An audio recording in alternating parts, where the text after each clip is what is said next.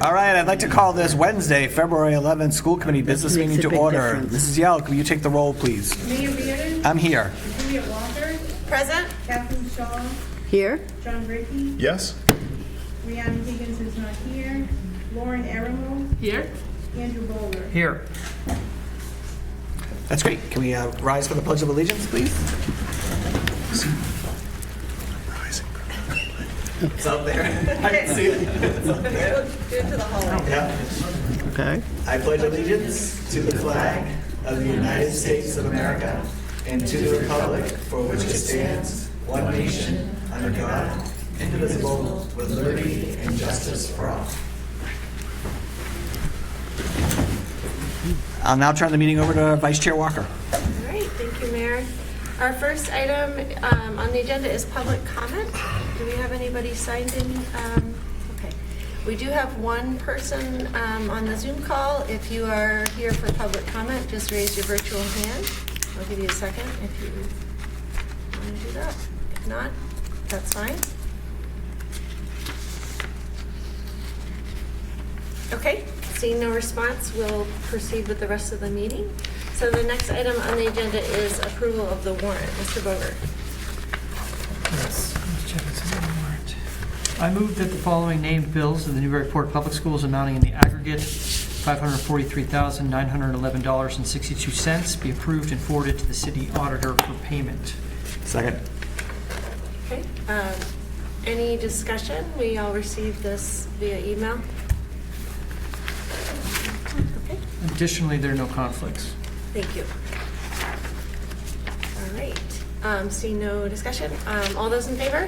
Aye. Any opposed? The Vice Chair votes aye. Next item is the approval of meeting minutes for January 28th, 2026. I'll take a motion to approve. So moved. And a second. Second. Any discussion or amendments to the meeting minutes? Okay, all those in favor? Aye. Any opposed? And the Vice Chair votes aye. Next item is the school committee student representative report. We were not able to have any student reps to attend tonight. They've got some busy schedules. So I didn't know, everybody received a version of this. Yep. The highlights, I don't know. Is there anything specific we want to focus on tonight? Just the regular, just the report. Yeah. Some overviews, let me just pull it up. I think the fact that tomorrow's the 100th day of school is pretty exciting. That's pretty Yes, exciting. 100th day. Sometimes more exciting for the staff than the students, but you know. Yeah, so the Bresnahan, it's been Kindness Week. So each morning, every participant in the morning meeting centered around kindness to self and others, which is a great initiative. Big Zero the Hero is coming to the Bresnahan to celebrate the 100th day of school, which will be very exciting. Mullen News, informational essays about space, and they head to the Museum of Science today for a field trip, and they were excited. We did not have a delay, so there was some people excited about that because the field trip did go on.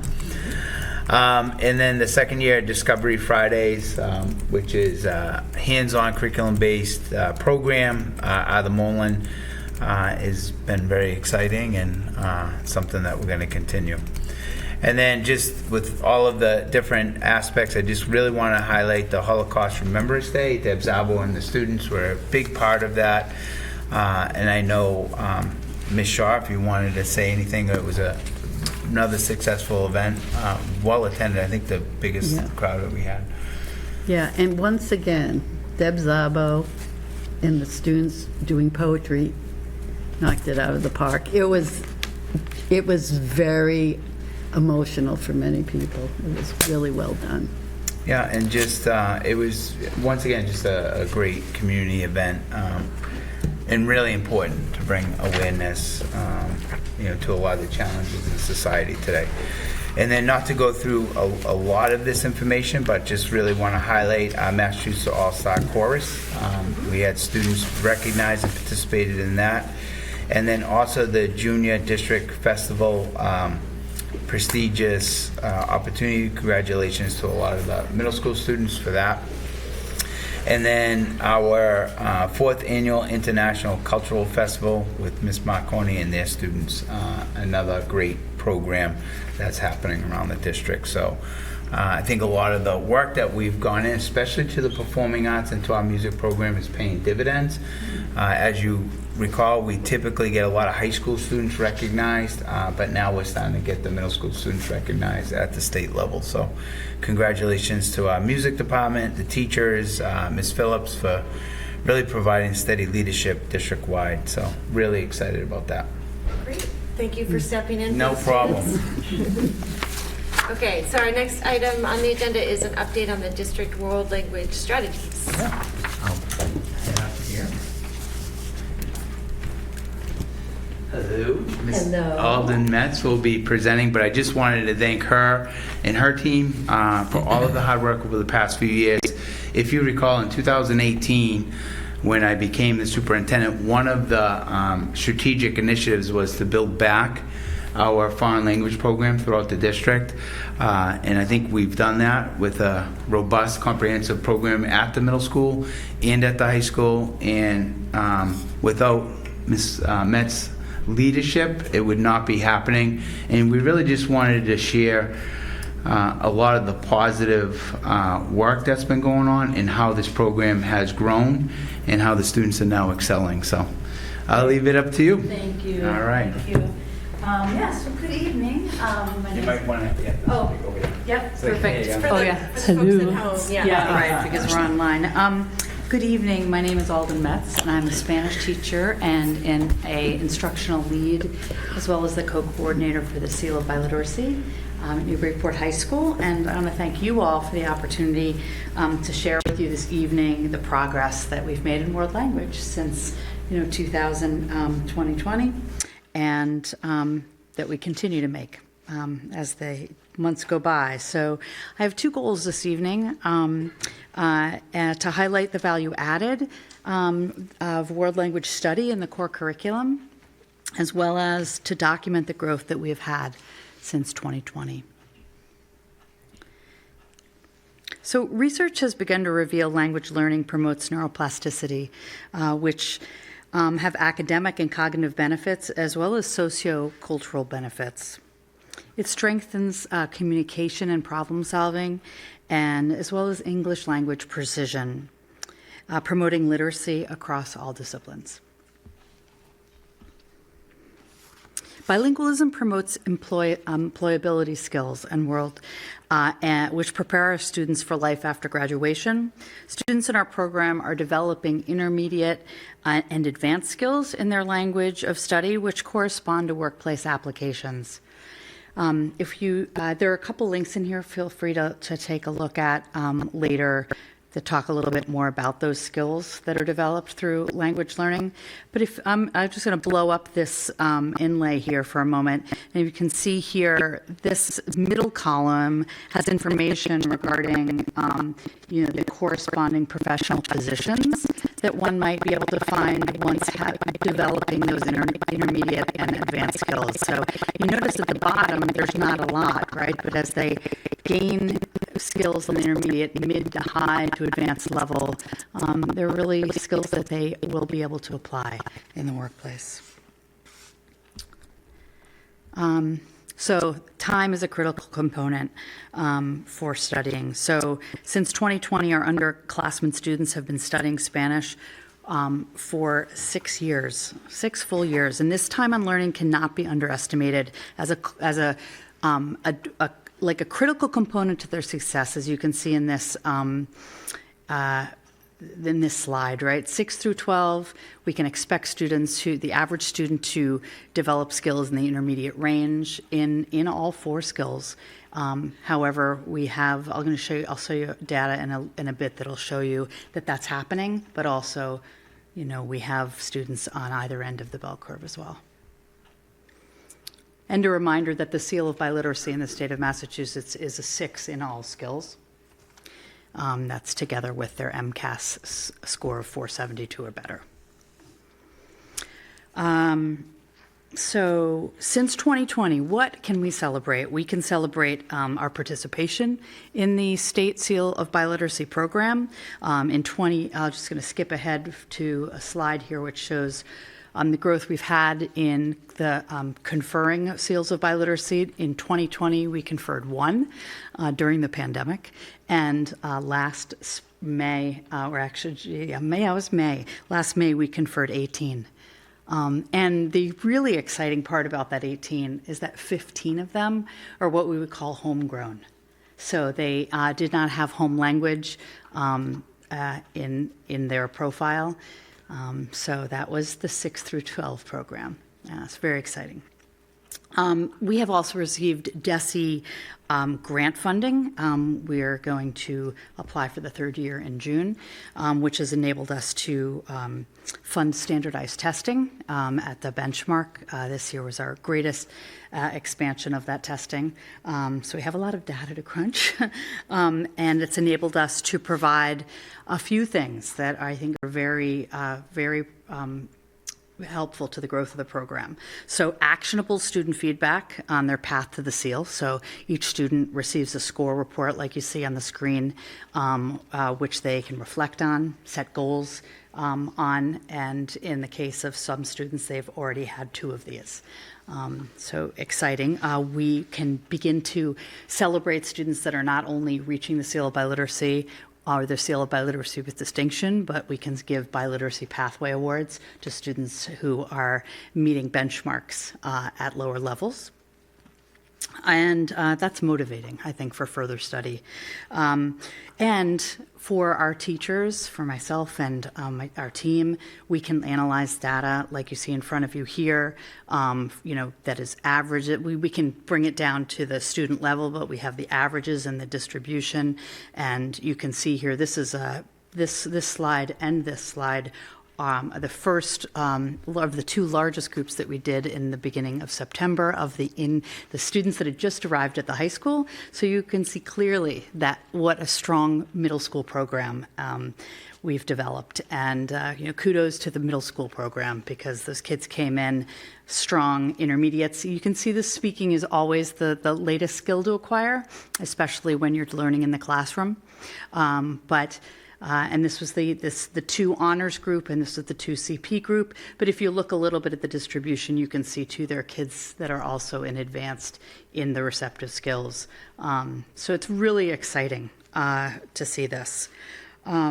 So we hope teachers can use this to better inform their instructional practices and improve every day in the classroom. And we also have formed a local advisory team, a world language advisory team. I'm working in the world language advisory team at the state level. We meet a couple times a year, and we've convened this local one, and we meet 2 to 3 times a year, and just to help us guide our growth and student success in world language in Newburyport. So it's a very exciting time. And, our advisory team helps to recommend next steps too as well. So lastly, again, just want to bring home the important, just again, congratulate the middle school program, as well as just the support in the district and from the school committee for the program from 6 to 12, because it really is that important component is that long development of learning. So thank you for commitment and for ensuring we maintain this time on learning as a necessary for developing the strong performance that we're seeing. Thank you so much. Great, thank you. If you don't mind, And I'm happy to take questions. Yeah, thank you. I guess one quick follow-up to one of your last slides on the advisory group. Who's on your advisory team? Yeah, so we started it in June. I think we had our first meeting. We had a meeting in the fall. We have another one in the spring. So we have we started with teachers and administrators from all different parts of the district and parts of the school. We make sure we have a special education leader, guidance leaders, with the expectation that we will expand it. we started collecting a lot more data starting in September, so expanding it to shareholders in the community as well as school committee members. Yeah, so Lisa Furlong and Andy were present, and we welcome. We look forward to welcoming more people into it, and having subcommittees too as well. So, for example, our teams at the middle school and at the high school are sort of like sub-advisory committees as well. Great. Yeah, that sounds exciting that you might engage with some community members or people in the community who have some particular expertise eventually. Yeah. So that's good. And perhaps students as well. Yeah, great. Other questions? Yeah. What class, what cohort started with sixth grade Spanish? on team? Sure. So class of 2028, the current sophomores, is the first class that will have had the full 6 years if they have been enrolled since 6th grade. Mm-hmm. Member Ricky? Yes? Hi. What languages are offered? Yeah, so from 6th to 12th grade, Spanish. Okay. From 9th to 12th grade, German. And there's an ASL course that is 2 years. Okay. I believe, Andy, am I correct that it's just 2 years at this point? Mm-hmm. That's American Sign Language. American Sign Language, correct. Okay. Mhm. Which is a online course which is being facilitated by the German teacher. Other questions? I guess I'll follow up with another question on that regard. As you guys have been developing this world language program, and I know the initial goal was to make sure that we were covering more years and really showing that growth from the younger grades up. Have you considered, or has there been discussion about expanding to more languages? There was discussion a couple years ago. I think for those of us that have been around for a while and had when we had 3 languages and had them at the middle school too, Yeah. we know that language choice is important for language learning. We know it's really hard to schedule. Yeah.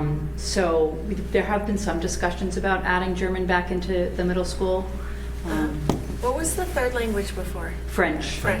Okay. Yes. They used to do Latin in And- 6th grade, and then Yeah. you could pick a language for something. Yeah, we had, when the NOC was 5 through 8, Yeah. I worked there at that time, and we had like an exploratory in 5th grade, and then they chose, and then it was 6, 7, 8. Okay. It wasn't as much time on learning though as that there Right. is now. Yeah.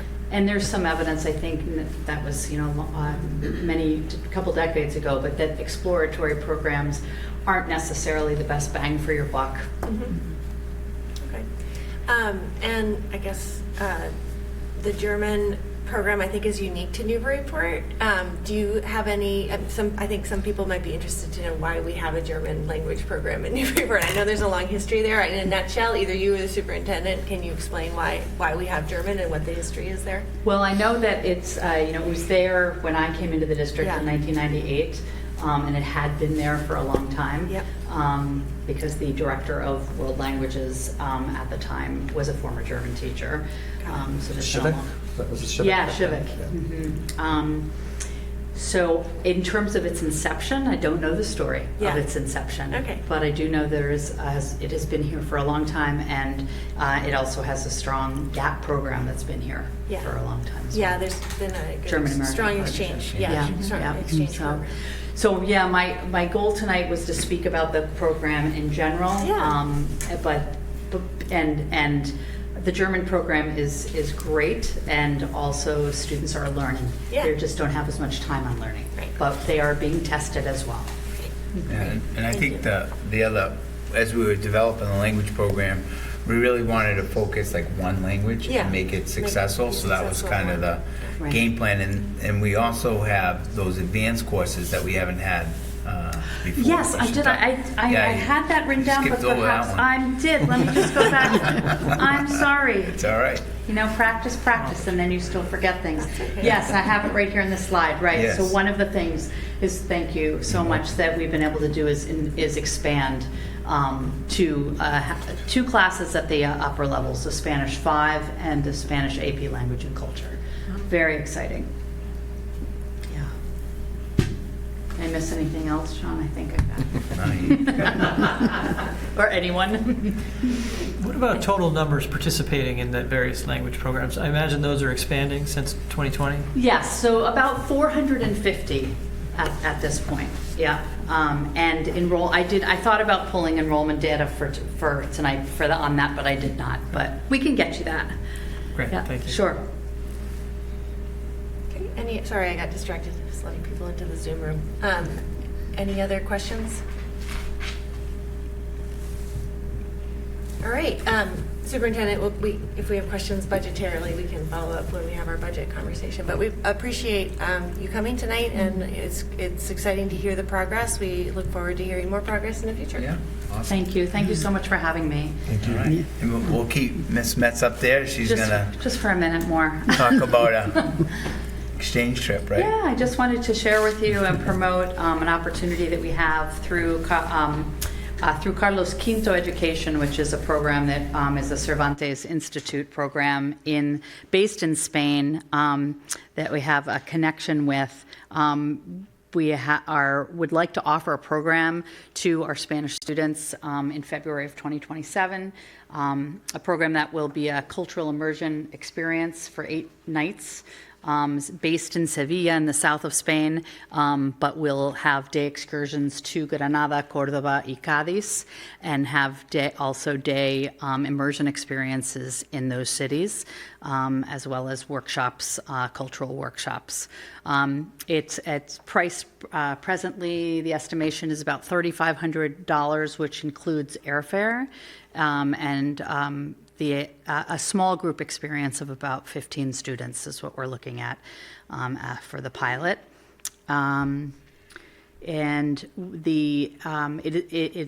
there's a residency in Sevilla where the chaperones and the students will stay, and then there'll be transportation provided and everything provided by the Carlos Quinto Education. I am familiar with the program, connected with the person who runs their sales and outreach to the United States, but I also did a professional development myself through them in Sevilla a couple summers ago. It was excellent, very professional, so very excited to offer this and to the students, and hope that they, can have, after many years of not having a Spanish language immersion program, the experience to travel for, linguistic practice. Great, thank you. So for this item, we as a school committee have to consider policy JJH, which is student overnight or late night travel, which I believe is in the packet. But it, basically our criteria for approving, which are pretty broad. It's to connect the program to some learning goals, and this is a required approval before any real fundraising or efforts to really secure the program beyond, the initial inquiry. So any questions from school committee members? Just on, it sounds like 15 students. Is that sort of open to anybody 9 to 12, and whoever signs up kind of thing, or is it targeted towards the more advanced? So I had learners? spoken to Mr. Wolf about opening it to the upper levels first, the AP students and the Spanish 5 and the Spanish 4 honors students. Those would be the class of 2027 and 2028 next year. But that was just the beginning. Sure, no, it makes sense. And Mr. Wolf, in prior presentations, you've given us an update on participation numbers, or maybe if you don't have that tonight, that's fine. But just to look historically at how we're doing in terms of, I know this is a new program, but one of the things we like to talk about is, how is our participation numbers from folks who are economically disadvantaged or, otherwise would not be seeking out this opportunity on their own. So maybe we could just get reminder to maybe include that in a future informational packet. Great, thank you. Member Ricky. Excuse me. First, I think it's a reasonable price, I which agree. is rare. it's a whole side subject. How many chaperones? 2, I believe, Okay. or 15. Are you counting them in the 15? Yes, they're included they're, Okay. included, excuse me, they're included in the price. Okay. That the price of the Yeah, chaperone of is course. woven into that. of course. But the 15 would be the students. Okay. Yeah. Do you have one who's going to do a single? Excuse me? Because it's an 'Cause uneven number it's- of students. Twin share? Oh, yeah. Well, I suppose we could make it 16, whatever. Yeah, good point. Yeah, because the double, right, because the students are double, the chaperones, I believe, would be singles. Yeah, of course. Right, but maybe there's somebody who wants to do a single. Yeah, those are good questions. And then the nitty gritty, we haven't, a lot of that will be, but those are good things to keep in mind. Thank you. Any other questions? Yeah, Mr. Ross. In addition to the chaperones from NHS, will the, the tour group, will they have any staff? Yes. Okay. Yes, at all times. I believe the residence is securely staffed at the entrance, and then there's someone that will be with us everywhere we go, on the buses, tour guides, both mostly connected with Carlos Quinto Education, and they'll probably, they have satellites in Malaga, in Madrid, so they have a lot of people working for them. And in terms of, providing scholarship or assistance, is that going to come specifically out of fundraising, or is that factored into the price? It's not factored into the price, but Mr. Wolf and I have talked about providing opportunities through fundraising and other means to support students who need assistance. And in years past, or in prior approvals, we've also talked about, and I think it's important to just bring it up again, that people from the community are allowed to donate towards this if they would like to, and they can reach out to the principal. If they want to support a student going on one of these trips, they will do fundraising as a program. But if any member of the community is interested in supporting students who want to do this, there's certainly a mechanism for doing that as well. So I thought I'd say that while people Thank you. All right, we have people tuned in, so. Yeah. I think just to reiterate the concern, the interest in making sure this is available to a broad range of students, particularly those who wouldn't have an opportunity to do this. And so and I know staff has heard this from us many times, so just reiterating that even in the outreach to get students to participate, making sure that those who maybe need a little extra encouragement or some concerted effort to get them to participate. Certainly. Would be great. Any other comments or questions from the school committee members? Comment. Yeah. I think we should work on a form similar to the fundraising form. Fundraising isn't as much of a liability as an overnight trip. And I could go on for days with questions. So I think related to the fundraising. Related to overnight trips. Okay. Yeah. Well, I believe we are anticipating putting this as a topic for discussion on the finance subcommittee meeting when we meet next. And if there are items we want to bring back Great. to the full school committee for discussion, we can definitely do that. Great. That's it. Okay. Awesome. Any other questions or comments? All right, so at this point, I'd accept a motion to approve the overnight trip as the trip as presented, which is 8 days, including overnight, and according to the policy JJH. So moved. Second. And seconded. Okay. Mr. Boger first, Mr. Ricky second. All those in favor? Aye. Any opposed? And the vice chair votes aye. Great, thanks so much for coming tonight. Thank you Appreciate all it. very Thank much. you. Appreciate it. All right, and we'll turn it over to the superintendent for a level of service budget overview. All right, thank you very much. Mr. Manning's sitting back to see how it goes, I guess, with me first.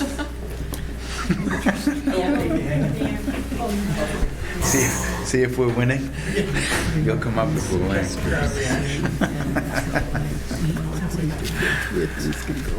All right. Well, as you all know, we've been starting our budget process all the way back in October. And we've hit a lot of timelines. And so the first presentation is really our level service budget. And basically that is taking our current staffing patterns, moving them into next year, along with an anticipated utilities and anticipated costs. So as always, as we begin our budget process, these are our guiding principles. This is our portrait of a graduate, our strategic plan, and really to continuous tactical improvement through our district goals, school improvement plans, and educator goals. So our priorities, and I won't read you all of this, but as you all know, it's student learning, instructional leadership, professional culture, community and family engagement, and management of operations. These are all the different aspects within the schools that we obviously are the priorities that we want to maintain. So when we're looking at our level service budget, we basically start off with the FY26 base budget. So just like I said, taking our current staffing and current programming and then taking them from this year, moving them to next year with the anticipated, inflation and costs. Same thing for operations and maintenance, where we start to factor in our utilities, facilities, upkeep, routine building maintenance, what those costs we anticipate will be in FY27. Transportation is another aspect as we develop our level service, along with our contractual commitments. And those are our 3 unions and the contracts that we settled last year. And then the last piece is probably the most challenging piece of the mandated services, and that's the statutory regulatory requirements under special education, English learner, homeless, and foster care. Developing through our level service budget. So as always, as we begin this process, the first aspect we look at is our contractual obligations, and those are our 3 unions, the NTA, our IA, and the ASME union, and then also the non-union staff. So those would be the staff members that are under contract, administrators, etc. The other aspect we start to look at is our utilities. Our contracts, workers' compensation, insurance, payroll, taxes, etc. And then the last area is our federal and state mandates. So this is, as we always say, our special education mandates, English learner programming, ADA and 504 accommodations, transportation, as we're required, 1.5 mile requirement that we have to transport our students. Always like to share our demographic trends. So basically our total enrollment over the past 10 years, it hasn't fluctuated too much. The last few years we've been pretty steady with our total enrollment. And then we look at our demographic trends. So our students with disabilities, we're around the 20% the last few years, 20 to 21% of those students. Our low income, economically disadvantaged students, similar, we're from 13% to 11%, but really similar demographics and trends set for the past few years here. And then English language learners. So you can see where those trends have been and kind of going down the past couple of years. As a few years ago, we had newcomers coming in from a couple countries in Newburyport, and that's kind of has stabilized the last couple of years. And then really your high needs population. So these are our most vulnerable students. So basically it's taking those 3 demographics and then compiling them into what's known as high needs. So we've around 30 to 29% the past few years. And this is the aspect. So although, and we've had this conversation as we develop our budget, although our enrollment data has kind of stabilized, the needs of our students have increased. So when we've been talking over the past few years about programming and about staffing increases, it's all been in those related services to support of our students. So adjustment counselors, instructional assistants, things like that to support all of our students within the district. So at this, yes, surely. So the high needs students is a combination of the three Correct. slides above, Yes. and so that So it's, students with disabilities are included as Yes. part of the high needs. correct. Yeah, so it's your high needs, economic disadvantage, and your L program. And then also, we don't have a high percentage, but your homeless and foster care students are also in that grouping.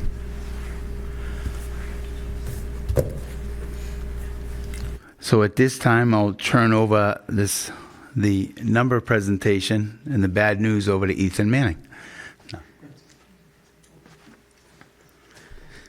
So of course, this is the level service budget. As we work through the budget process, of course, we'll develop the actual preliminary budget, and that's so the mayor doesn't fall out of his chair.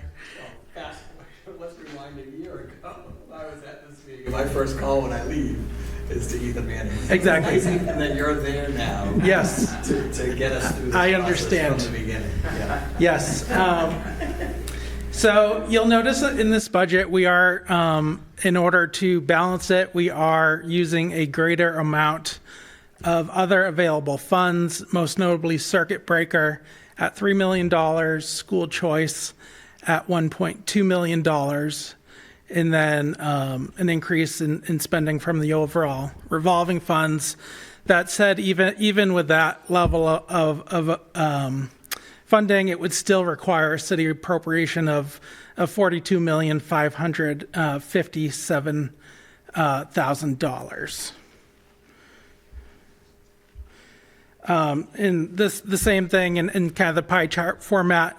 So of course, the city appropriation works out to 87.8% of that overall pie, with the other sources comprising 12.2% of the funding for the level service budget, with of course the next biggest portions being the circuit breaker program funding, as well as school choice revenue, followed by our federal entitlement grants.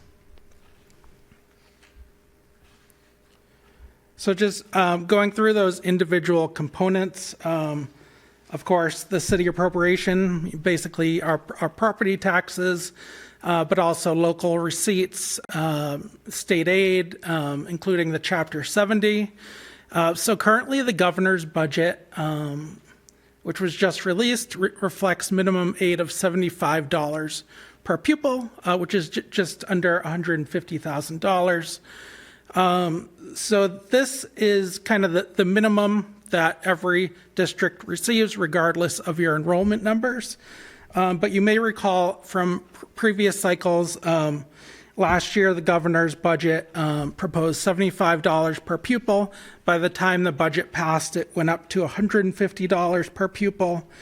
The year before that, and actually the past few years before that, the governor had proposed $30 per pupil, and it came in at $104. The year before that, $60, and so forth. Just to say that there is some fluctuation, but at the end of the day, another $150,000 helps, but it probably won't be the end all be all in helping the mayor to balance his budget proposal in May.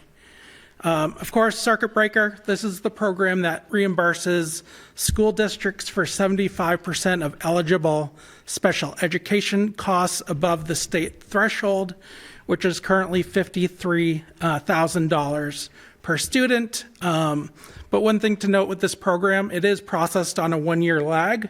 So the expenses that we're incurring this year will be reimbursed to us next year. So just keeping in mind that timing in terms of, pay now, get the money later, essentially. School choice, of course, I think most of you here are familiar with that. The level service budget recommends $1.2 million being allocated from school choice revenue, and the superintendent will provide some data on the school choice offerings later in the presentation. Revolving funds, so across all the revolving funds, the largest which is athletics. There's $942,250 that's being allocated. And then lastly, the federal entitlement money. The Individuals with Disabilities Act is around $623,000 that we're anticipating for FY27, and then another $125,000 from the ESSA funding, which is essentially your Title I, your Title II, and your Title IV, which is really targeted at literacy, math intervention, student supports, and academic achievement, and then supporting effective instruction, funding, teacher leaders, other professional development. So overall, that is what we're kind of working with for federal entitlements. I know it's kind of been up in the air, but we feel that is a conservative estimate, which we feel comfortable using in the level service budget presentation. So moving over to the expense side, these two tables show the breakdown kind of by cost center, and then secondly by major category, as that is how the school committee approves the budget and handles transfers. So you'll notice district-wide stands out, going up 20.9 percentage points, and then non-personnel expenditures going up 30.1%, predominantly driven by special education out-of-district placements, which we'll walk through in a little bit more detail on slide 17. And here's the same thing in the pie chart format. So of course, personnel is really what runs the school district at 72.5% of spending. In terms of full-time equivalents, for the FY26 budget, there were 396.24. The FY27 level service budget includes 394.74 full-time equivalents, so a decrease of 1.5 FTEs, comprised of a 1 English learner teacher and then a 0.5 certified occupational therapy assistant. And then, of course, on the non-personal side, that's your 27.5%, largely made up with your special education costs, mainly comprised of those tuitions and transportation costs, which we'll get into a little bit more, but also your facilities costs, your technology, transportation, workers' comp, athletics, and so forth. So kind of drilling down on what makes up the 8.7% increase. So kind of thinking about it in, contribution to that 8.7%. So personnel is up 2.3% year over year based on the level service budget. That adds 1.8 points to the 8.7. Special education costs, non-personnel only, is up 69.4%. That adds 6.5 points to the 8.7. And then you add 0.2 points from athletics and then 0.2 points from curriculum, tech, and other. And that's how you get to the 8.7%.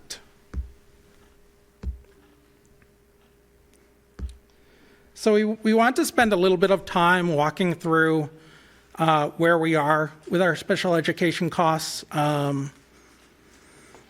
because this is really what's driving the increase that we're seeing in the budget. Total special education spending is increasing to $15.8 million in FY27, up approximately $3.3 million, or 26.2% compared to FY26. When you look at the out-of-district tuitions, kind of the second cluster of bars over, it's rising by approximately $2.3 million, from $2.3 million to nearly $5 million for FY27. And really, it's driven by a projected 34 out-of-district placements, up from 27 last year, across private day, collaborative, residential, and public day programs. This is just an area that, school districts across the state are grappling with. It's just an area of immense volatility. Despite having the circuit breaker program, which is a huge tool for districts, we're still left with, picking up that remaining 25% of eligible costs, and that's not excluding all the costs below the threshold of $53,000 per student, which, if you think of all of our students that may be on an IEP or a 504, that is the bulk of our costs are below that threshold. Can you just pause there? Sure. I just want to make sure folks understand the circuit breaker. I think it's a good opportunity to just sort of reiterate that. So the circuit breaker refers to the state allocation to basically reimburse the school district for special education costs. But there are caveats there. One is that it's delayed by a year, so we don't see those reimbursements until the year after we actually accrue them, right? Correct. And it goes up to 75% of the total eligible costs. Yes. And then the school district has to pay for that 25% of the remainder, and then there's a threshold below which costs can't be covered. So if a student per student cost stays below $53,000, there's no circuit breaker money going towards that student, and so therefore the district is also responsible for those under the threshold kind of costs. Correct. Yep, $0 to $53,000 is all the district. There's Great. no reimbursement on that. Thank you. Sure. And this year, because we are seeing this this extraordinary increase, we will, for the first time, I think, in a number of years, we will qualify for what's referred to as extraordinary relief, which is essentially if your costs exceed greater than 25% of the prior year, you can apply in March for extraordinary relief to recapture some of those costs. So we will be submitting that application in March, and we would receive back our final reimbursements hopefully by May and get the funding in by the close of the fiscal year. So that is a little bit of relief that we're kind of working into the entire budget package, which hopefully as we work through, we'll be able to, put a bigger chunk of that potentially towards bringing some of these costs down on the city allocation, most notably. So it's only if cost center goes up by 25% or more? If your total eligible special education costs Specifically, okay, yeah. go up. Go up by that. So we're right at the threshold. Yeah, okay. Correct. So yeah, this particular chart includes personnel, which is not part of the equation. So if we go back to this slide, the non-personnel portion of that of the special ed budget is projected to go up 69.4% year over year. So it is a noticeable increase. So we're hopeful that the extraordinary relief application will be able to bring some funds back for the district to help offset this. So it's way more than 25%. So do we get extraordinary relief? Extraordinary? Double duty. Yeah. So we're hopeful that there have been years when the extraordinary relief hasn't been reimbursed at 75%. It's been reimbursed lower than that. It's really a fixed pot of money that the state allocates in their budget. So really they take in all their applications in March. see what the number is, and then they kind of prorate based on there. If the applications are within what they budgeted, then yeah, we would get the full 75%, which would be great. Start using notable as a diplomatic term. Yes. So with that, I will turn it over back to the superintendent to talk about some school choice trends. Okay, as always, at our level service, just providing some more information on our school choice trends. So you can see we've been receiving more students than sending out, and you can see the students that are leaving Newburyport over the past few years has been on a steady decline, which I think is credit to a lot of the programming that we have to offer here in Newburyport. So school choice trends over the past 5 years by district. So this year we're providing just some, where are the students choicing into Newburyport coming from? So here's kind of a list over the past few years where you can see, and then out of district students going out of district school choice to other districts. And then what the breakdown is there. And if you recall, a lot of our students leave during the elementary years because they like the model and in neighboring district of that K to 6, the old model. And then we see a lot of those Newburyport families come back into the middle school. But this just gives kind of an understanding of where they're going, where our students may be going, and then where the students are coming in from. Can we pause on this Surely. slide too? Because I think it's always good to try to reiterate some of the assumptions and points about school choice. So again, these numbers reflect the total number of school choice students in the district that year. So Correct. We're not like the school committee isn't suddenly approving 189 new Correct. students. Correct. These are over. This is the total from accumulation of prior decisions Correct. and then Yeah. the current decision. And these students are still in the system Right, have been in the until they graduate. Yes. And then just to also reiterate that the incoming school choice students are those are the we're receiving, or they're from, they have a sending district that Correct. we're receiving them, and therefore we are getting compensated in part for them. Correct. And if there are any special education needs associated with those students, that is fully reimbursable from the sending district. That's Yes. that's not limited by the per caps per student. Whereas in the reverse situation, if we have students choicing out, we don't have any say in that. Correct. They make that They decision, can but make we that have decision. to pay for their placement Correct. elsewhere. Mhm. And if they happen to have special needs, we would also be paying for their Correct. special ed. Correct. So And this does not include special ed students who come into our district. That's a totally different category. Right. So here you have the choice students in, and then the minimum is $5,000 per student. Student requiring any additional services can be charged back to the sending district. So some students could be up at $22,000, $23,000. I think the average, when we averaged all of the students, it's around 7,500 as an average coming into the district. Okay, great. That's Yeah. helpful. Any clarification questions on school choice from anybody? Okay, thanks. You're very welcome. Thank you for pointing that out too.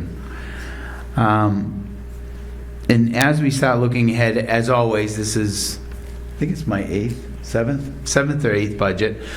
We usually come in when we start looking at the level service.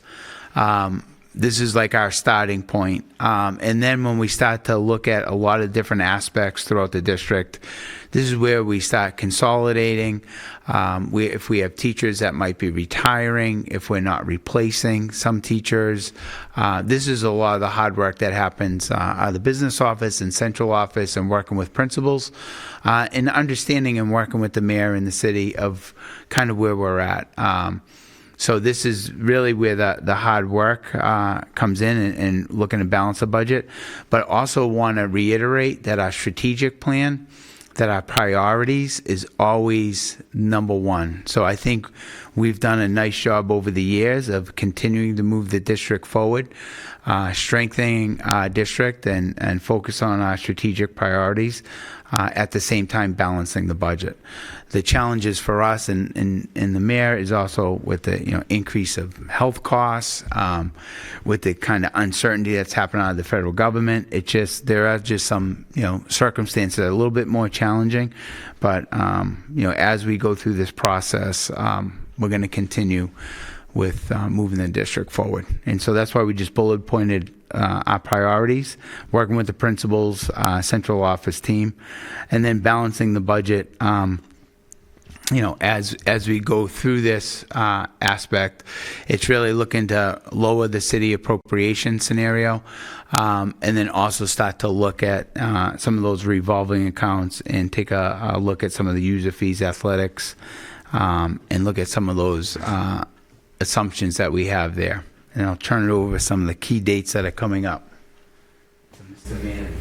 Can I just say one thing? Yeah, Mayor? I think another thing that Superintendent Gallagher has done well, it's not always about more money. It's about looking at the money that we're already spending, and if there are initiatives that we had done years ago that either aren't working or need to be fixed, it's about taking those funds and then putting them towards new initiatives, right? So it's not always about, all right, we've got to spend more and more and more to get X. And sometimes it is, whether it be professional development or materials or whatnot, but sometimes it's about making sure we're spending the dollars that we have in the most efficient and effective way to move the district forward. So that's a big part of looking at the school budget each year. I appreciate that. Thank you. So the next kind of milestone on the budget, of course, the superintendent mentioned that we are looking at user fees. So if there is a proposal, that would be coming before you soon. But of course, March 11th is when we will come back to you with the preliminary budget presentation, which would include some scenarios of how the budget could be balanced based on lower levels of city appropriation. Again, we get what's going on with health insurance and all the other costs. I've been there. It's not easy. April 8th, the public hearing on the FY27 budget, and of course, April 29th is when the school committee would need to adopt the FY27 school budget. All right, thank you. So, questions for our staff? Yeah, on the school choice number, so 1.2 million is a hefty number. Is that dependent, or is that assuming that the numbers go up? No, that's kind of in line with what we would collect for our current base of students. So kind of it basically assumes that our enrollment is steady. So if there were an increase, then yeah, we would see some additional, would expect additional revenue above that 1.2 million. Yeah, just to step in, so similar to what we did last year, we have, working with the principals, kind of like a budget freeze, which means just more scrutiny right now on the spending. And what we would like to do is try to maintain those revolving accounts that we feel are essential, like try to maintain as much circuit breaker funding as we can, because we can carry that over into next year, and then also the school choice funds. So kind of shift some of the spending back to the general funds and try to utilize those revolving accounts. So that's why we feel as we start to bring down the city allocation, we might be able to add more of the school choice to kind of balance that off. So Add more of school choice funding specifically to. Correct. Yeah, I'm just worried we're caught in a cycle of depending more and more on school choice year in and year out, and particularly in this year, expanding the program, I think is going to be an interesting proposition. Yeah. So that might be worth considering. I think that discussion should happen sooner rather than later. And it's a complex one, and it's an effective mechanism for funding, and it's a great program. But I think that will be an intricate conversation. 9% of the student body in the district at this point are school choice students. So that it might be interesting at some point. I mean, there's no hurry on this, but like to know how many are graduating out, so that if it was a stable number that we were looking at, what that might be. Yeah, and I think we can also, if, you know, a lot of times these presentations are coming to the finance subcommittee first, so maybe nuancing some of those questions and figuring out what we want to talk about related to school choice that we can then bring back to the full body for consideration, because our school choice numbers will be decided later in the budget process, sort of separate from the budget process, but I think we should certainly be informing that decision-making as we're going through the budget. Exactly. That's why I think it's it's a important great to start question. now, not when those numbers are coming out. Right. Yeah, and I think I'm definitely aware of that, especially when we start looking, when we were receiving all the ESSER funds, right? How we utilize that funding, but we didn't rely on that funding in the sense of staffing patterns and things like that many other districts did.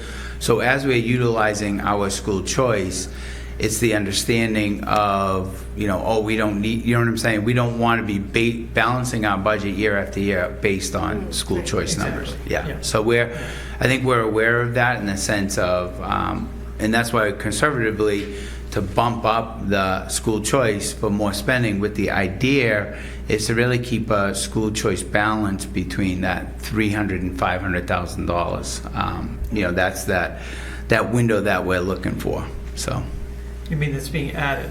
Because the 300, so you utilize your choice funding, and then you're carrying over the $300,000 to $500,000 to start. So off. that's sort of our Correct. that's sort of our range for a safety net. right. Correct.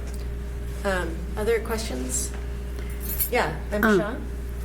Under sources of funding, I noticed that the preschool tuition is the funding for the next budget year is going down 25%. Is that because there'll be fewer students in preschool classes? That is based on current revenue projections. I think last year's budget included allocating some fund balance that had carried over from prior years. This year's budget reflects really a year's worth of revenue, which is closer to $180,000. So said differently, last year's appropriation of $240,000, you could think of it as being $180,000 worth of revenue plus $60,000 that was in the fund already from prior years that was allocated. But again, preschool is another one of the user fees that we do want to look at it to ensure that where our cost recovery is where we want it to be. Right, because, right now, there is no ability to have a reduced student tuition fee for preschool, correct? No, there's not. Yeah. Okay. So just more as a comment, and this does not have to be a shared viewpoint, but I've expressed in the past and will continue to express reluctance to increase user fees, particularly for programs where, such as athletics, where the more we push down costs onto families, the more likelihood that less folks participate who have economic challenges. And I would be open to a robust discussion around this before we lean on this. Particularly, are our expectations around some of our programs maybe beyond what our district should be providing? And in that, maybe we do have to think about cutting some of our special programs or activities or scaling them back if it means that we are, if the counter option is to increase user fees and thereby not open that door to more people. So I think that's an honest discussion we need to have about, when we are facing tough economic decisions and budget decisions. I am not a fan. I do not want to try to cut core programs. I'm not suggesting that at all. I'm talking about special activities, outside activities. If we are overextending our capacity to support those special activities, then we might want to have a conversation about what are the activities we really want to sustain as a healthy school district. And I am absolutely a supporter of athletics, so I don't want anyone to think that's not the case. I have two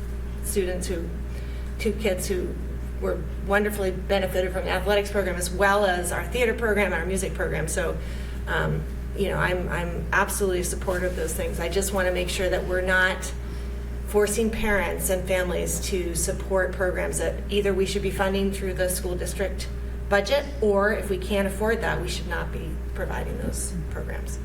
So that's my perspective again, and I think this is probably a discussion we're going to have as you guys come forward with more options as we try to reduce the level of service cost from what it is right now. And but welcome other thoughts if anybody wants to share anything related to that topic or other things. I think it's worth a discussion. Yeah. And generally speaking, I don't think as a district we should be charging parents. Yeah. Any other sort of messages or thoughts you want to share with staff? Because again, they're going to be sort of coming back to us with some.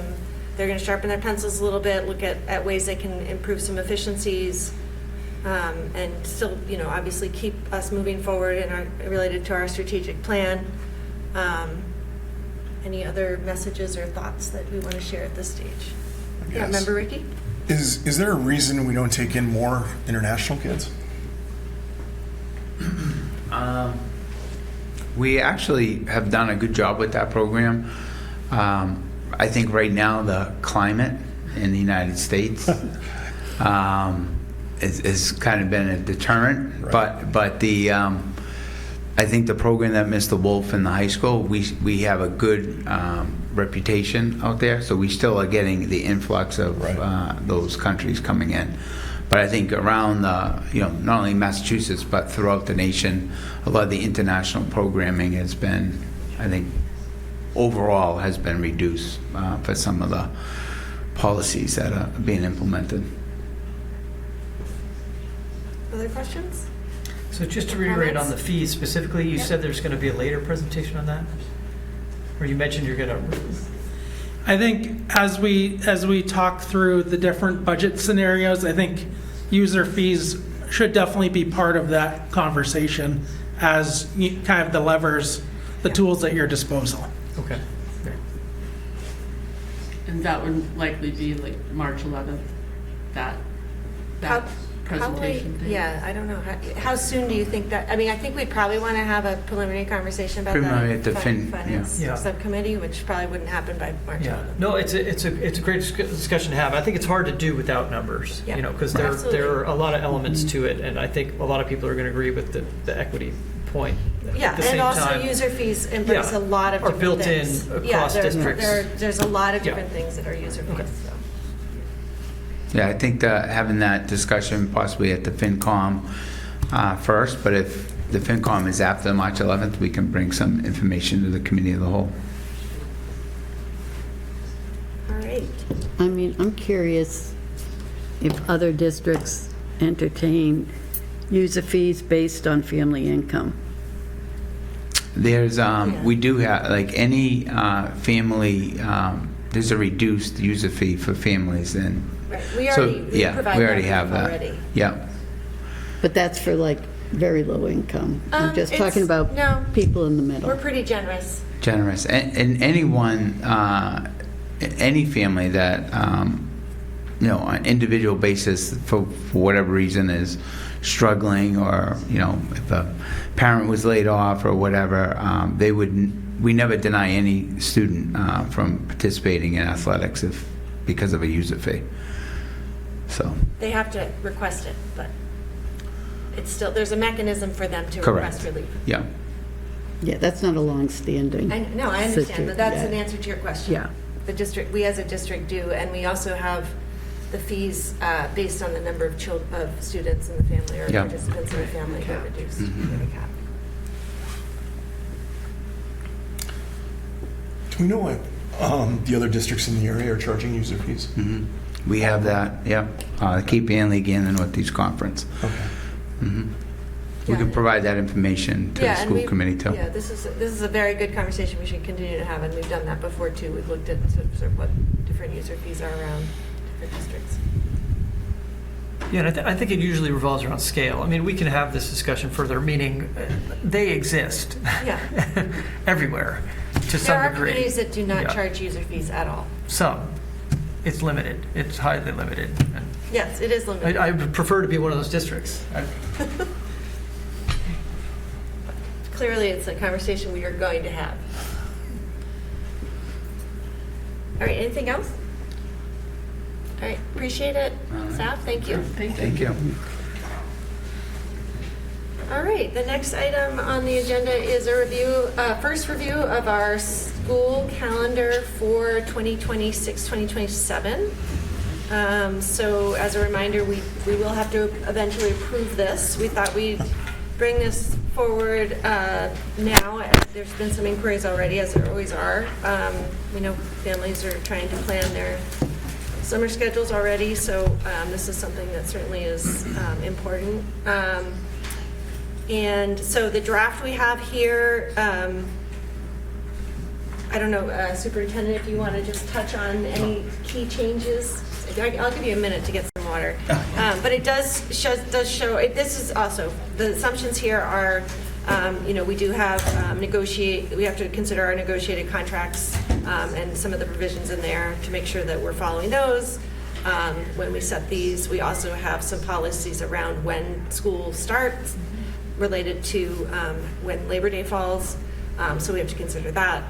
You want to add anything else? So that's part of the contract. So Labor Day is falling later, so we'll be starting the school year earlier, August 31st.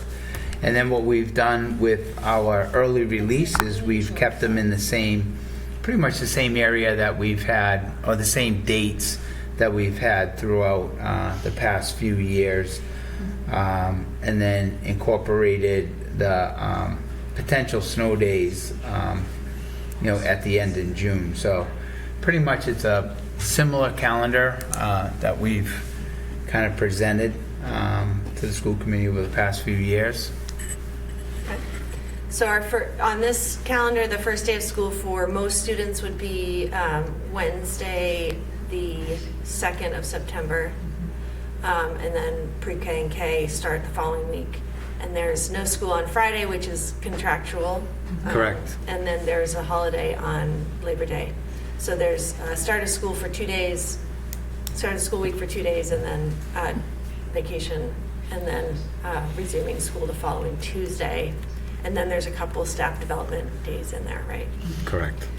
And then there's built-in early release days. Are these consistent with what we did this year in terms of Yes. the timing? So we had a few that are on Fridays, which a prior member had a really hard time with. I'm no objection if anybody else has a hard time with that. I don't mean to belittle that. And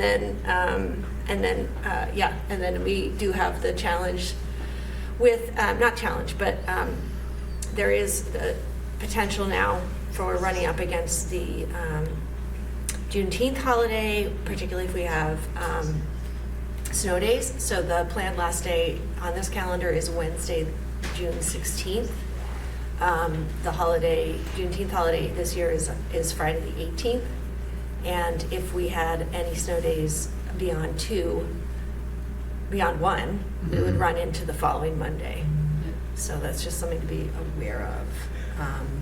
And Mayor, I don't know if you want to share any of your thoughts on that. Yeah, I mean, with this year, with having those back-to-back snow days, I mean, to me now with Juneteenth there, it's always going to be a question each and every year. And I know when I first came on, it was a big discussion, and then we defaulted to what was being talked about in the teacher contract. I mean, I would love to have a conversation around backing up your snow days to Juneteenth, opposed to having them after, starting school consistently before Labor Day, and again using that contract language for that Friday before Labor Day to be off for everybody, and just go to the teachers and see if that's something they're interested in. So you're saying put 5 days on the Put those calendar that in front of end on the June- 19th. in front of So we'll Juneteenth. never have that So we'll problem. never have to worry about it. Yeah, because after 5 days, we aren't obligated, Right. right? There's some provision that if we have more than 5 snow days, we can work around that. We don't have to Is that true or not? No. What happens if we have more than 5 snow days? You keep going. Okay, so it's just That's an old just one. wishful thinking. You can't go past June. You can't go 30th, past June so- 30th. Okay. And if you recall, I think it was 2015, right? Some districts took some of the days. Yeah, did weekends. Saturdays. Yeah. So we don't have to necessarily hold 5 days. Like we could also say, like let's build You could do 3 3 snow days, days in yeah. or something, right? Right. We don't have to Well, build yeah, 5. chances. No, but typically you have 5 days that you. Right. 5 days. Usually build in 5. Right. Yeah. And again, once you move into that second week, you start messing with camps and things Yeah. that have already been set up. So I mean, I think there's a good reason to do it. I've said this when I worked for the schools, I've said it since I've been here, but I put much more value in days at the beginning of the year than the end of the year. So if we could continually get out of June earlier instead of, again, worrying about snow days, but then starting at the end of August. And then it's just set, right? It's not a question about when Labor Day falls, and everyone would just know, when it is. Do we typically get more pushback from teachers or families? Both. The early start. I've heard both. I've heard from every angle. I think the time I've been on here. Those first couple of years, there was a lot of really heated. Heated conversation. And I think some people just like Labor Day and that's their thing, and they don't want anyone to mess with that. And a couple of years ago, I remember it was one of the longest breaks we've had for teachers, and I think we talked about that. We were last day of school, and then the first day of school was like, oh my goodness, we had no snow days. I think that year either, Right. so it was pretty great. Yeah. I don't know. I just think God, if we could push that date up on a consistent basis to, close to after the high school graduation instead of, Yeah. 2.5 weeks later, I don't know. I think that would benefit a lot of people. I think- I think it's a conversation worth having. Yeah. Member Boger? Yeah, I just had a question. I just don't understand the holiday that well. If Juneteenth falls later, It's always on the It's always 19th. on the 19th. no, I understand, but that doesn't mean it could be on a Sunday. No. But it would still get It would still be observed. the Monday. Sunday, then Yeah, it would they be the reserve Monday. It's always a it's day the off. weekday Right, before. that's what I'm or asking. after. So it's either going to be Friday or Monday. Yes, correct. And then Or once it's off the or weekend. it'll be a weekday yeah, and then then it's the off the week. weekend. Yeah. Right. Yeah. So if you look at It's always a weekday. the last couple of years, our last day of school, we're always just a day off from when Juneteenth is being recognized, and we'd have to go the following week. We had to once leapfrog already. it. Yeah. Just as context to build up, it's a great question, meaning where does the tension come from in terms of people's preference? Brian Callahan was really in the midst of this, well, probably for 8 years, but particularly the last 2 years. And it seemed like, and this is anecdotal to some degree, but the sample size seemed to suggest that families would prefer to go back earlier for a variety of reasons, but it wasn't universal, but because of childcare, meaning camps ended and people had to go back to work, and the students were essentially, like this past year, some of the surrounding districts started as much as 2 weeks earlier. So it seemed like an anomaly. Right. And so the pushback or the tension from that perspective most often came from the teachers. But there's always somebody that would prefer June to July. I tend to agree with the mayor that they're more valuable at the beginning of the year than at the end. But it's a good discussion.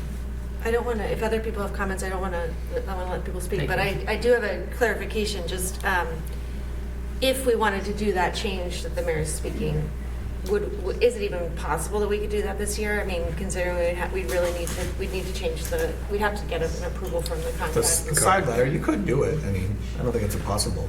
It's not impossible, but you But would. it'd be challenging. You would need. Obviously, we have a good working relationship with all 3 unions, so this is something I can have a discussion with. Okay. But I think they would have to. You'd want them, on board, even if you pilot it. My thing was, maybe it's not binding. Maybe you pilot it, right? Yeah. You try it for a year, and then you reconvene and see if people liked coming back before and getting out early. My only concern is, I think, knowing what our policy is, there are families that are already planning Yeah. right So it now. might be a year from So now. I almost feel like it might be a little too late to have, I don't want to, if we have the opportunity to have this conversation, I don't want to squash that. I think we should try, Correct. but I would just want to acknowledge that there are probably families that are knowing what we typically do because of our policy, and they've inquired, that they've probably already made plans, and I wouldn't want to sort of Yeah. throw everything, disrupt everything. But we can still, I'll have the conversation soon. Okay, okay. So maybe before our, I mean, obviously before our final vote, but we can have a report out on that. Anything else? Yeah, Mr. Boger. Yeah, just as a comment, I appreciate the calendar, and I think it's balanced. Again, just for context, there was a lot of interest in the last couple of years. I think one time he was calling it the Callahander. But he was pushing very hard to put early releases and professional days on weekends. Yeah. And that took a lot of political will, if you will, and the superintendent was ultimately very forgiving about that. This has some of the early release days in the middle of the week, so I appreciate that. I think it's a more balanced approach, but you have a 4-day weekend again in January. You have a lot of early releases in September, February, March, Actually, and this April. is the calendar, because the only early release day that is not right before or after a holiday or weekend is the November and December. 3rd, November, which I believe December. is, There are two. is that election day? No, That's those are election both day. Holiday, like right before holidays then. Yeah. We moved them away from some of the holiday vacations, except for the April, because that's Oh, so it's just the November Tuesday. November. November 3rd is voting, is It's election voting. day, which is Election already, day. which So schools they're will all be they're all closed built anyway. into Yeah. the. I see. Thank you. Yeah, so And that's a good clarification. We still do that even though we don't vote in schools. Why? I think we kept that there, because remember, we had. Well, it used to be the whole day off. We had so we moved that, It was a- full day Tuesday up front. it was a way to get a day off the back end by Correct. making it an early release. And it was beneficial for the teachers, if you recall. Teachers would come in your first day, then the next day the students. So by bringing that other PD, it allowed the 504s, the IEPs, teachers You're get. talking about the November date? Yeah. Yeah. No, yeah. Yeah. The November 3rd, date, yeah. so Yeah. that half day and the. Because it was a full day and now it's an early release day. But Correct. I'm just Got saying it. why, Why do we still do that? so because that's an early release day so that teachers can do PD in the afternoon. Yes. Correct. And we need that because the Wednesday before Thanksgiving isn't one of those. Correct. Got it, okay. Yeah, that's a good point. Like, yeah, some of these are also PD days, the early. Yes, They they're all- they're all. They all PDs. are. That's Okay. why we did Yeah, them. got And it. I think that's really relevant. We had a discussion, this is, member Aramo and I were in a subcommittee meeting today where that came up, that these are really important days, really valuable days. Yeah. The staff and the teachers have gotten a tremendous amount out of them. They're going to continue to Right. offer exceptional programming on those days, and they're essential. All right, so any other questions about the school calendar or suggestions? I think at this point, we're not recommending any changes yet until we hear back from the likelihood of a negotiation to change. Okay. I'm pausing because there was something that was in my head about this, and I can't remember what it was. All right, it's gone, so. All right, so we'll move on to the next agenda item unless there's anything else. The next item on the agenda is just a review of our school committee goals from the retreat we had at the end of January. So this is just a draft of what I heard you say. Some of them are reiterations or rephrasing of prior goals that we had seemed to still support. The yellow box is, because I didn't know what recommended action we should have for that one. I was struggling on that. So any comments, clarification items, changes, additional action items? People haven't had a chance to review them in detail. We can kind of spend a little bit of time going through them if you want. Yeah, I think. Yeah, Mr. Boger? Yeah, I think long-term, it's probably not, that we're in the midst of it now, so but I think at some point it might be worth considering prioritization or rank good ordering. idea. Yep. Or weighting them slightly, because they're comprehensive, but they're Yeah. also not necessarily of the same breadth. Yes, that's a good point. Yeah, we could certainly, we could do that now. We could do that, you guys could share your thoughts on prioritization. We don't have to necessarily do it in this meeting, but if you wanted, we could try to weight them. I'm not opposed to that. does anybody off the top of their head have a high priority? If not, you guys can share that with me separately, but. Well, I mean, I would say to support continued improvement in academic performance across the district. Should be our, What's always that? our top. Yeah, that should always be Yeah. our top priority. Well, I don't mean to keep highlighting this every time you say it, but it hasn't been. So it's good that you're saying that. And it almost wasn't really there before, so.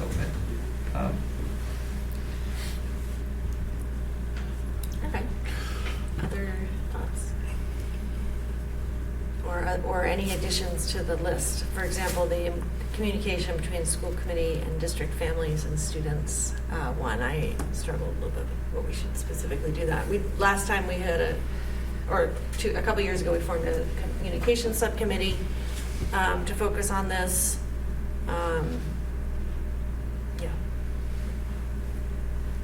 Yeah. Yeah, Mr. Ricky. My question is, when can we actually start some of this? This I know is as our we goals. prioritize. This is our goals that are guiding us now. So we Okay. start tonight. Okay, love that. So again, what I would say is, if you feel that there are, and this can be a document that we can change over time, like it doesn't have to be fixed. I just want to make sure that we have enough actions associated with the goals that we feel like, okay, this is our next step. We have some ideas about what we want to do. So again, this can be a work in progress. So if people want to continue to add to it, they can share that information with me or raise it at the meetings.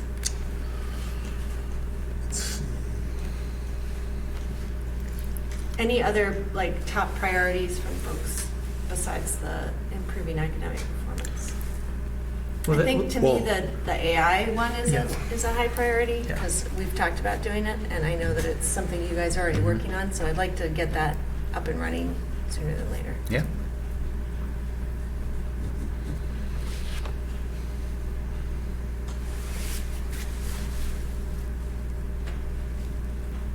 So we are forming an AI committee. We are going to work with the superintendent to form an advisory committee that will include representation from the school committee. Yes. Okay. And then the next question is the rival and dismissal. Another Yeah. committee. Yep, that one, that's a good one. So, that's a good question. So that one, we talked about maybe having some kind of working group, I think. I'm trying to remember. Or it could live under, form a school committee advisory committee to develop recommendations. And I think this could be one that is pretty, focused on maybe reporting back to the school committee by, X, May, June, whatever. So what we've typically done for that in the past is develop sort of a purpose statement. And so next meeting, if you want to work with me Sure. or others to put together a purpose statement for that advisory committee, and then we would vote as a school committee to form it. And when we form it, we just sort of state the general purpose and our objective for it. And then as a school committee advisory committee, we would, typically it would be representation from the school committee, and then we can work with the superintendent to identify whether there's staff that would also be involved in that. Great. And then we would meet a few times and report back to the school committee. So if you want to, Mr. Ricky, if you want to work on Sure. helping with that. Okay, great. And Mr. Boger, maybe we can work with the superintendent on the AI. Great, yeah, advisory. we talked about it at the retreat, and member Aramo was interested in that as well, so that's Maybe really. working to put together some kind of report out at the next meeting about who's going to Yeah, be on who's that. going to be on the committee? All right. Any other Yeah, questions? I mean, I Member think Shaw.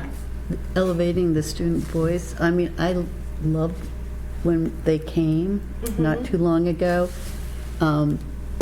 It's nice to have that input, and it's not just like a horse and pony show when they come and read, Yeah. that's great, but that doesn't really actively involve Yes. us and them. Do you, I think what, if you are interested in that topic particularly, I think we could use some help just sort of figuring out what our next topic should be with them. I think we're planning to maybe have them come in March. I'm not remembering off the I top of think my the head. second meeting of March. But maybe, Member Shaw, if you could help with the interaction, particularly with our student representatives, to maybe come up with some topics. I think the last time we did this, and it was before Member Ricky and Member Aramo were on the school committee, but it was more of a free-for-all, and that's okay. Yeah. But I think it'd be nice to have some topics, and I think our student reps indicated that would be something they'd be interested in like communicating what we're going to talk about first before. So maybe that would be something you could help with. Yeah. Okay. That's Yeah, your the What? presentations last year by the students, I just thought of it because the cell phone is one of them. And the students that got up and discussed that were them and the investment club were incredibly impressive and articulate, and they were interactive, and they answered questions, which I think is different and really compelling.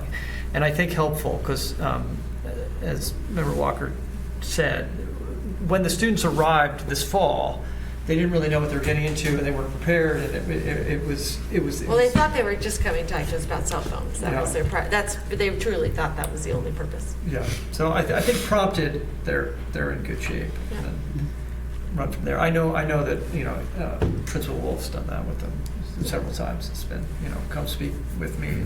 So that's worked well. All right. Anything else? All right. I'll bring back. Oh. No, I was just saying, I think it's a good list. If you scroll back up, Yeah. like I said, I think those three are good. I think these are good. I don't know if we want to just combine the communication ones, because I just think there's a lot of good things in there, but we should always be trying to improve communications with families and students. But I think you could probably roll that into just a larger. So maybe have that be part of the communication with the city council. Yeah. Okay. And then we can come up with some Some action items ongoing for that, action yeah. item for that. Okay.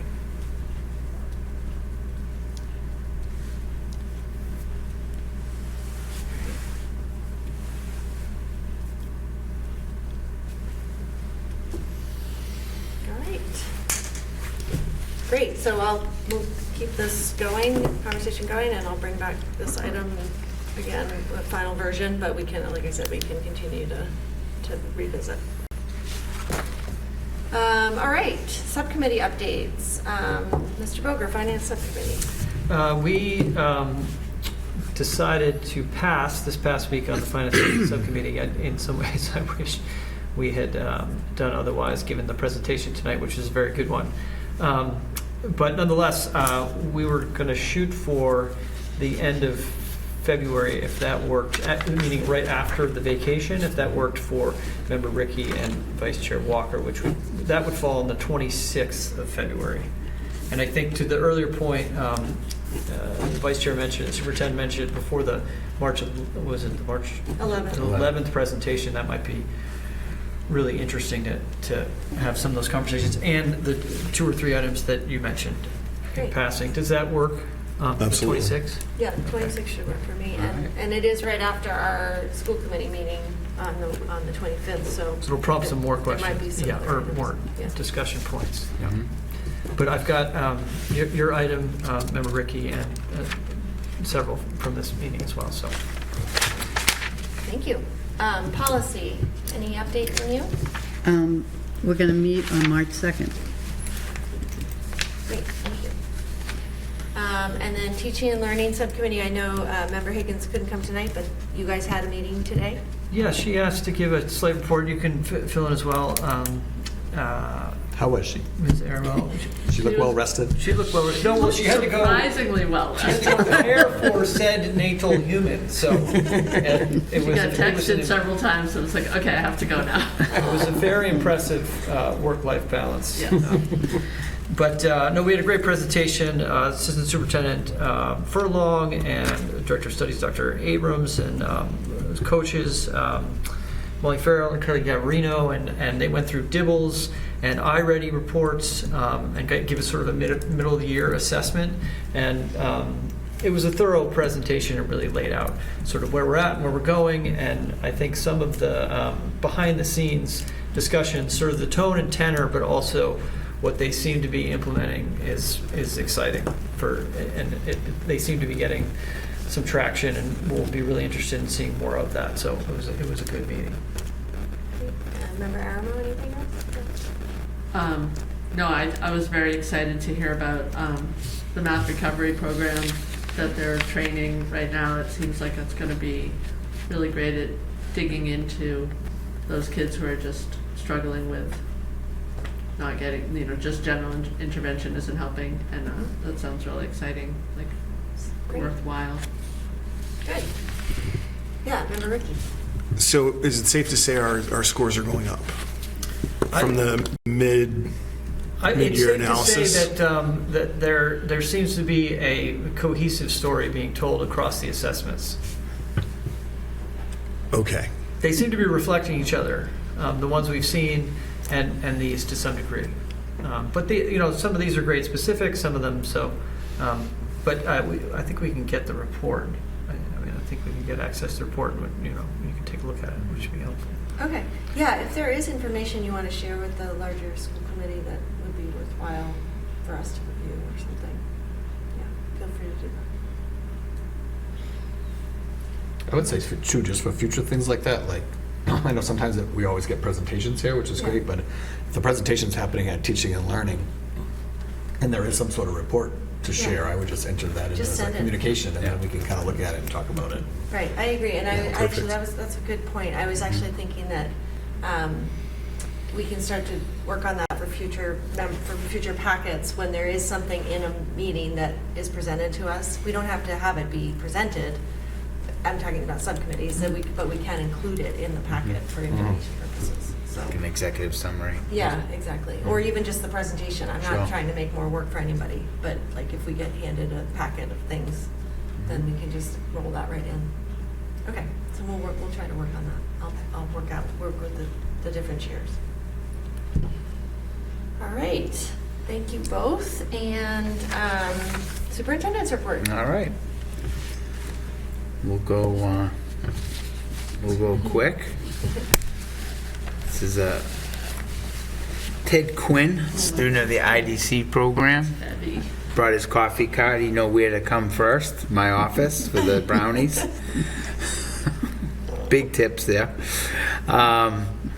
So just a few, I'll highlight. You have this in front of you. I'm not going to read you the entire report here, but Vicki Dyer, retirement, 10 years as a receptionist at Newburyport High School. True asset of the high school community. It was great to send her off. Many of the staff and students came down with gifts and flowers. It was just a great day for her to celebrate her efforts at the high school. We had our crossing guard this week. Can I just ask a question on that Surely. real quick? So is that position posted now, or? Yes, it was already posted, and I believe, we hired somebody. Yeah, Internal? No, it was No? external. Okay. external. I'm sorry, I don't mean to cut off. Sure. Do we know where that crossing guard would be placed? Oh, we haven't Yeah, gotten we there didn't get yet. that. We went back to the went back to retirement party. It's coming. So this was good news. We did hire, and that person is currently at the High Street crossing, across the Bresnahan Senior Center this past week. I drove by today and he was there. Yeah. Awesome. Yeah, it's very enthusiastic, and we're excited to have him here. So let's be nice to him, please. Yeah, and what a week to start. Like, Right. No. but it's good to have them out there because the visibility Yes. on High Street is greatly diminished. Correct. As we can all, Yeah. those of us who walk or drive on High Street, Yeah. it's been tough. He's a neighbor of mine, Oh, and are you going to take credit for him? no, not at all. I was dumbfounded when way to go, I'm like, Dr. Shaw. score. But I had no idea he was applying. But he loves olives, so if anyone would like to graciously Oh, the swing. coffee, you mean the Oh, coffee yeah, place? yeah. Not the olives. Yes, From the coffee place. Yeah. He's gonna have 12 jars of I olives. know, I was going to say, he's No, gonna please be clarify He's that. gonna be so upset. I also think we need to, I don't know, I could go up there and do this too, but that families and kids need to acknowledge, like, oh, thank you, So nice there- to see you, fist bump or something. Thank you for bringing that up. Something. There is a crossing guard appreciation program through the state, through the Massachusetts Safe Routes to School program, which is one way we could do that. You can acknowledge them on a day, but it might encourage acknowledgement throughout the year. Yeah. Ask your neighbor how he takes his coffee. I'll report back, yeah. All right, we had a great meeting, Assistant Superintendent Furlong and myself with the president of Northern Essex Community College and his vice president, and really just talking about a lot of the pathways that we created here in Newburyport, or our mission, and how Northern Essex Community College can assist us with that endeavor. So I think it's just we plan on continuing the conversation and partnering with them in some of these initiatives and see where they can help us down the line. And then I'm going to bring Andy Wolf and Dr. Hobson. I think it would be important to see the work and the plans that we have for the next 3 years. But we had a great meeting with Andy, his team, and the central office staff, and kind of laying out his 3 to 5 year plan on the Pathways program, Chapter 74 programming, kind of where we're at. I brought my team in. Because it will impact, all of us, from the curriculum side to the licensing to the infrastructure, and then also the equal access. So it was a great meeting, and they had a nice presentation that I think the school committee would benefit from. Great. Really understanding that down the road. And then just the update on the solar array. As part of that MSBA Accelerated Roof Program, there was questions on this. So basically, the project requires a temporary removal or reinstallation of the approximately, it's only 20% of the solar array that needs to be removed and put back on. Total cost of this scope of work is around $250,000. Because this work is an important part of the roof project, it's eligible for 43% reimbursement from the MSBA, bringing the district's net cost to about $142,000. During that planning phase, so when James and the architects and the people working with us, we did evaluate just taking them off, permanently removing them. But once we do that, we would break the contract, the power purchase agreement, and that would cost the district $650 for a bio fee. So basically, and that wouldn't be reimbursable by MSBA. So reinstalling the current panels is more fiscally responsible path to avoid that penalty. And then we capture around $25,000 to $30,000 in annual energy savings with those current solar panels. So the recommendation is once those end the 3 year, then that's when we can have a conversation of, looking to go out to bid, getting another company and Right. see what we can do. Any questions on that? Because this was a follow-up item from prior discussions. Well, there was an existing question just about the age of the system. Right. It's the same, I guess it's the same question, meaning at the end of those 3 years, is that just negate, are those panels still usable? So that would be, Well, we've No, had them, No. No. it's just that ends the contract. Correct. So I'm just saying, in some ways, that makes it less relevant exactly how old there are. We Right. just know that that's the term. It's a lease, and it's not like we own them. I think it'd be a different conversation if we own them. Do they have any further life left to Right. them? But we don't own them. We never have. Yeah. In some, well, okay, yeah. I mean, Yeah. owning solar is much, in the long run, is a better economic decision than leasing. Owning or then leasing? I think Yeah. that depends on the context, so we can Yeah. have that conversation. Yeah. Yeah, remember Ricky? I assume that the contract ends, they'll remove them. Yes. There's no cost to us to remove it, I assume. No. Great. Now, just on the 142,500, when you say that's a cost to the district, is that coming from, The building project, part of the whole. okay. Yep. So we will have opportunity to weigh in on solar in the future. Correct. Again. We want to make sure this information got provided because it keeps coming up. Yes, thank you. Yes. So just write out the lease for the 3 years, and when it ends, then we can have the discussion of Yeah. what's next. Yeah. Yeah.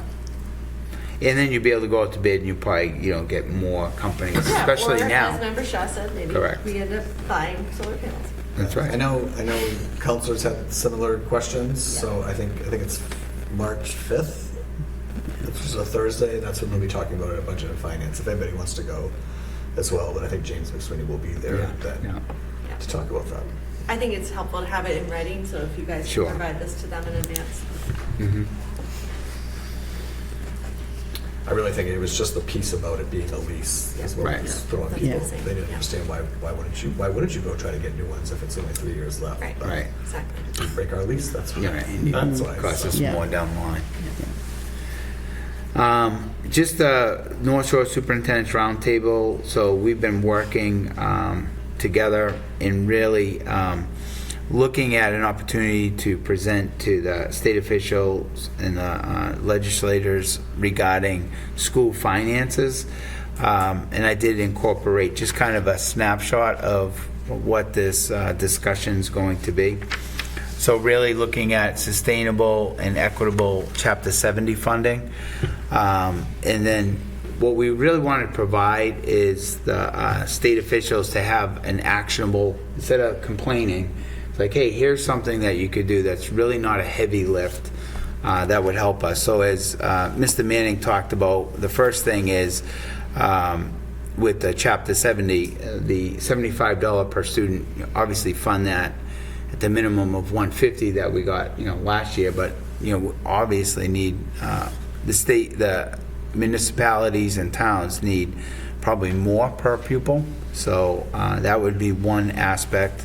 The other piece is the special education cost. The idea of this is, instead of trying to change the law and the policy, basically looking at it, if you just focus on the out-of-district placement costs, can we cost share? For example, the districts would pay for the educational component of some of these out-of-district residential placements, but the medical, the support would be picked up by the state. So instead of the districts paying for not only the academic programming, but we're also paying for the medical.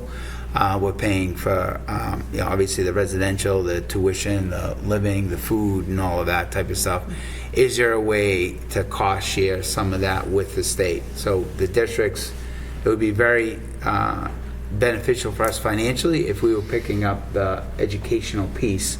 And we feel that that's something that they may be able to bring back, and there's not like a heavy lift of changing laws, this and that. It's just really looking at that structure and just focus on the residential placements, because that's what many of the districts are struggling with. Transportation and capital needs is really focused on the transportation costs that are extremely hurting the districts, because those are going up every year, and then also the MSBA reimbursement. And that's why a lot of these projects are coming in, $400 million, these building projects, and the cost of the cities and the towns, it's unaffordable right now. So take a look at that with some suggestions there. And then unrestricted government aid, and then just really focusing on the healthcare and the taxes and things like that. We didn't want to go in and just really have a presentation of all the things they got to fix. We also wanted to present them, acknowledge their recent success on the 75% circuit breaker funding, universal meals program, and then the supplemental Chapter 70 support.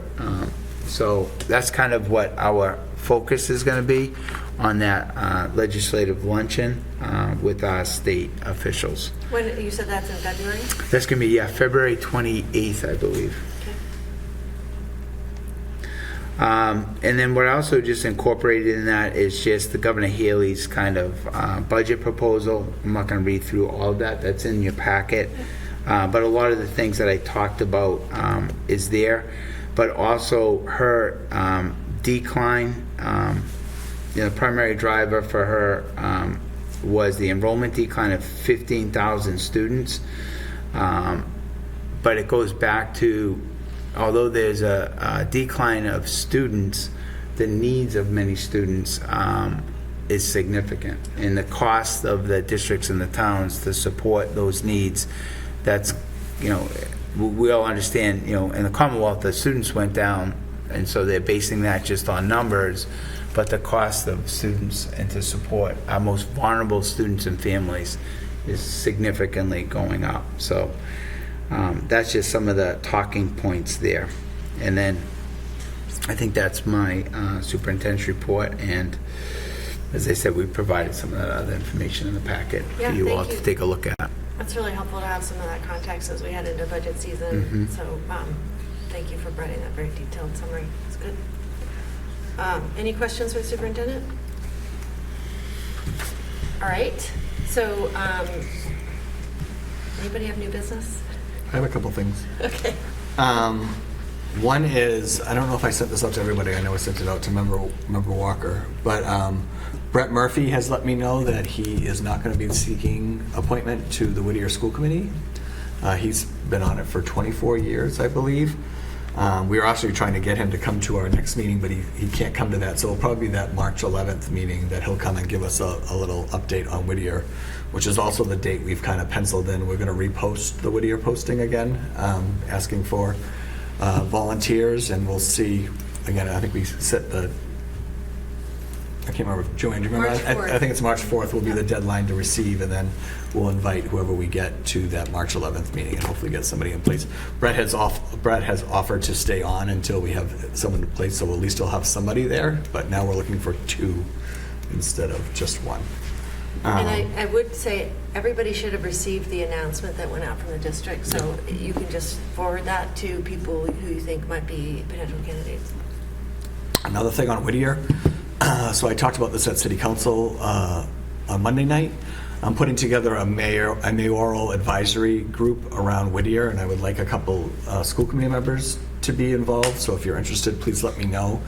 I'm kind of forming a group with a couple school committee, a couple counselors, and myself, and I'm kind of looking this at as a way, because there's so much going on with Whittier, and there will be so much going on the next 2 to 3 years. There's a whole building committee path going on right now, and former Essex County Sheriff Frank Cousins is Newburyport's representative on that. He's actually co-chairing that group, and then we also have the regional agreement amendment committee, which I'm a part of. Councilor Zeed is my alternate on that, but that path is going on too, and so the regional agreement path has to be, they have to conclude their work by the end of the year for MSBA to kind of keep us in that, for that possibility for funding for that project. So it's just a lot of information going around, and so I thought if I could have regular conversations with counselors and school committee members, then they can go back, or we all could go back to our elected bodies and have more conversations around what's being talked about. But there is a lot of current information on there. Again, the regional agreement is not a slam dunk, and it's something that has to be fixed, and so we'll know more in the coming months if whether the cities and towns are willing to work together to kind of fix some of these things. But I could tell at my last meeting that it's not going to be easy for sure. So I don't know. Like I said, it's not an easy thing to get information out there about. I just don't want to be like sending stuff out there. I think if we can have more people involved and just having conversations.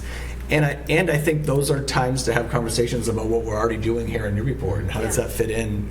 We got to look long term too about what being involved in that arrangement would look like for Newburyport. And so I just think that'd be a good place to have bigger conversations that might turn into something else throughout the year. But the original purpose is just to talk about what's going on at Whittier, and then hopefully we'll expand into other topics as well. But, good. And that should hopefully contribute to that communication piece between school committee and city council. Great. The only other things I had, Superintendent and I attended the Waste Watchers workshop today, number 1 of 3. Superintendent Gallagher probably got the game ball, as they say, for it. Thank you. He was good. Yeah. For those of you that don't know about that ACES group that came to speak to us, this was one of the workshops they were talking about.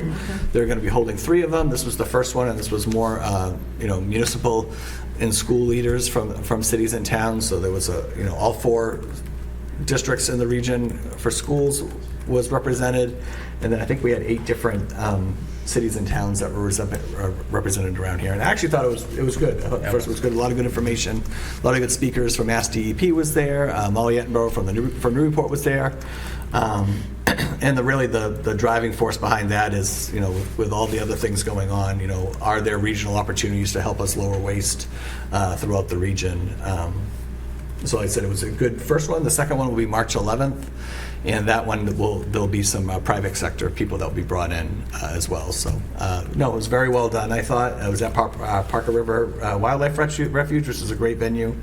And again, it was a bunch of presentations, but then also breakouts. So it was good.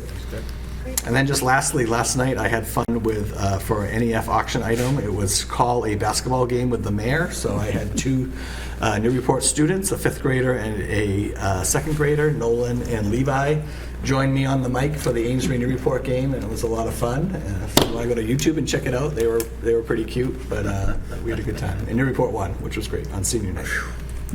Nice. That's it, sorry. That's okay. It's good. Any other new business items? All right, our last agenda item is to vote to go into executive session. So I'll move that we vote to go into executive session for the purpose of discussing possible litigation. We will not reconvene. So moved. Second. We need a roll call vote.